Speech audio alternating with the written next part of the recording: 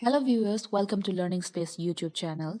Friends, education has become one of essential parts of life today, but due to COVID-19 pandemic, it has been badly affected like other sectors, especially the economic sectors of each and every country. So in this video, let's discuss a bit about the impact of COVID-19 pandemic on education sector in India. Also, I would like to request all my viewers to subscribe, share and click the bell icon so that you would see all the newly uploaded videos in this channel. The current COVID-19 pandemic affects everyone in terms of work, earning livelihood, lifestyle, in short, starting from every individual's daily routine to social or communities' living culture to national and international economic and political system. It has been almost a year now, but until and unless its proper vaccine is available, this pandemic is going to continue and affect us. Although there are lots of news talking about introduction of new COVID vaccine, its impact is not going to end soon.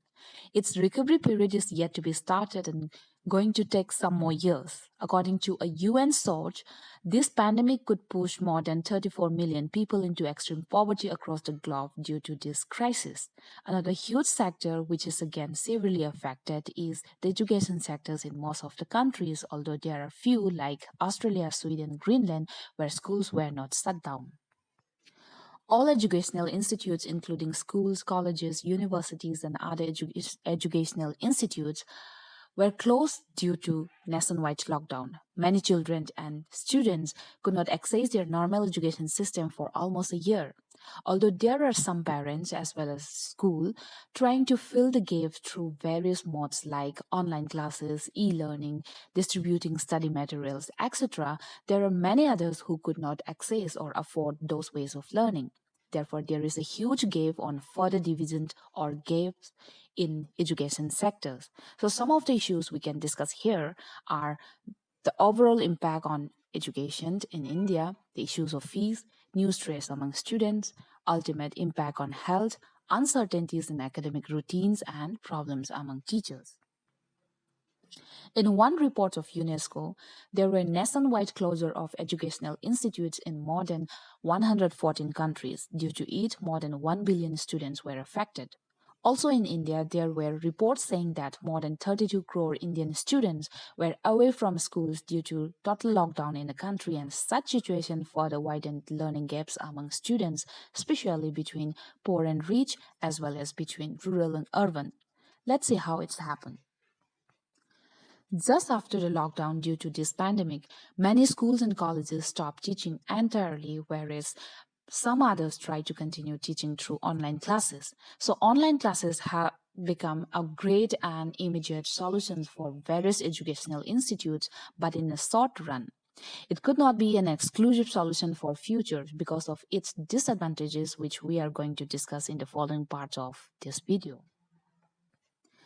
Having online classes requires at least three basic things. They are the device which is going to be used, the availability of an internet connection, and the affordability of enough internet data for the classes. At this point, how many of us in our country can satisfy with these three requirements for the online classes of our children? From the National Sample Survey Office, that is NSSO report on Education 2017-18, only two states in India had at least 40% of rural households with the internet facilities. On the other hand, most of parents, especially those who earn their livelihood from daily basis, are badly affected due to this COVID-19 pandemic. So how many of them can afford for these online classes for their children? And if these parents have 2, 3 or more school-going children, then whom should be prioritized for the online classes? Therefore, it is crucial to be conscious and find out relevant solutions against wider gaps between poor and rich as well as rural and urban, because so many people have been pushed further into poverty due to the economic impact of COVID-19 pandemic. These poor parents would not have money to send their children for education. Instead, they would prefer their children to start earning due to various factors. So there is a fear of midway dropout of students after the pandemic. According to NSSO report 2017-18, many boys in villages drop out of school midways due to two main reasons. financial constraint in the family, and economic responsibility of their family. And I believe the situation would not be improved, even worse, during and after this pandemic situation. At this point, it is worth to mention that the above situations due to the pandemic might push many children of our country into child labor and many of its consequent problems. All these issues again link with other sectors like economy, mental and physical health, growth and development of the country, and so on. Now, the second particular issues of this video is that of school fees. Not only students under lots of pressures and stress, but there are stressful situations for parents too. Although many schools in both rural and urban have already stopped teaching entirely, some others are trying to resort through online classes along with distributing reading materials, taking assignments, and even conducting open exams. At this point, issues of charging fees in private schools came up. Many parents have raised questions on how they could pay full fees for the e-classes or online classes. They also demanded not to hike fees academic year. Therefore, many organizations of parents have even approached the Supreme Court for a moratorium on the fees hike. In response to this parents' approach against fees hike, most of private schools claim that at least some percentage of the fees needs to be charged to pay their teachers and other staff. So for them, imposing or charging some amount from students is essential to keep their schools sustainable. Next, new stress among students. We have heard various news on multiple cancellations and postponement of exams at every level of education. So students were extremely stressful due to repeated postponement or cancellation of exams and the reigning uncertainty. They are more confused and stressful for not having clarity about the cancellation of exams or when to be held instead. Many queries in terms of their subject matters, practical or experimental or field-based learning, issues of pending scholarship or fellowship, and even grading system are also developed in their mind.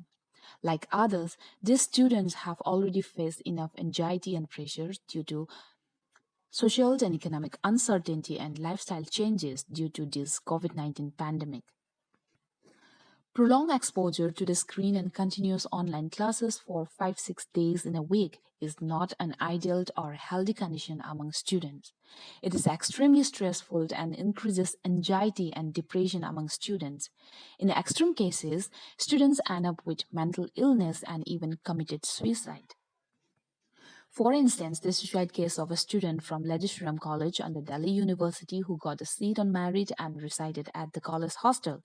Unfortunately, while her scholarship could not be received in time, she suffered a financial crisis as she was from a very younger siblings. On top of it, due to lockdown, her parents had to spend more money for her traveling back home, accessing the internet for her online class. As her mobile phone was not working properly and she did not have a laptop, she was unable to do her practical papers too. Besides, as she could not pay her fees in time, she had to vacate the college hostel, which was an additional burden for her and the family. At the end, she ended her life by hanging herself. Then, the next issue, ultimate impact on health of students. There were sudden changes of lifestyle in every person's life due to nationwide lockdown. Likewise, students could not get physical education, sport, and exercise, which were part of their normal education. Besides, their eating habits, daily routines, and even sleep cycles were deteriorated. Also, the current online classes make them sitting longer and constantly paying attention on screens. Such condition exerts a negative impact on the health of the students, both physically and mentally. On the other hand, online classes are not a genuine solution for even short time for small children, especially from play school to primary school levels. At these stages, students crucially need socialization, emotional bonding, and contact among themselves, teachers, and others, which is one of the most important factors for these children's cognitive as well as physical development.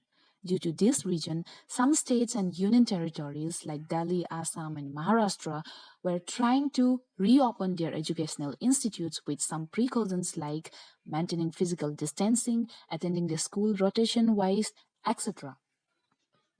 Then, uncertainty in academic routines.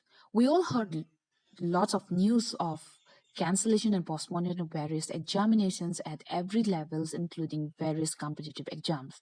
Recently, there were news of demanding postponement of exams like JEE and NEET from student communities. Also, many others are demanding to declare the year 2000 a zero academic year. At the same time, some of institutes and universities took the decision of holding open book exams, which means the students sit in front of computers or in exam halls, and at the same time, they can use the internet or any books while giving the exam. It could be one of appropriate options if all the students are indiscriminately accessible to, and the nature of questions asked are more focused on their critical and analytic thinking. Another problem at this situation is whether the evaluation criteria would be fair enough and comparable across educational institutes and universities. Besides, students in those streams which have practical or experimental or fieldwork courses are again affected in their learning process as they could not attend physically in their respected places of learning. Also, this pandemic affected many students who come from other states for their education in cities like Delhi, Mumbai, Bangalore, etc. Many of them have paid rents for their room without staying.